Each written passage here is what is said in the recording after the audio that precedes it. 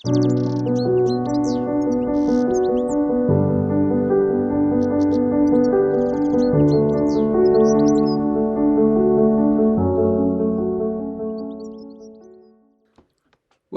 to another myForest tutorial. In this video you will learn what the measure tool is and how to use it. The measure tool provides a quick and easy way to measure the distance between 2 points.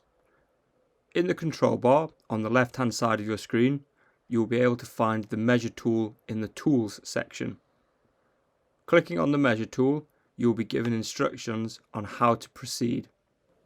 First, you will need to click on the start point of the item you wish to measure on the live view mapping. Next, you can click on the end point of the item you wish to measure on the live view mapping. You will notice a line appear along the length of the item you are measuring, along with a tag showing the current distance measured. To reset the measure tool, simply click the measure button in the control bar.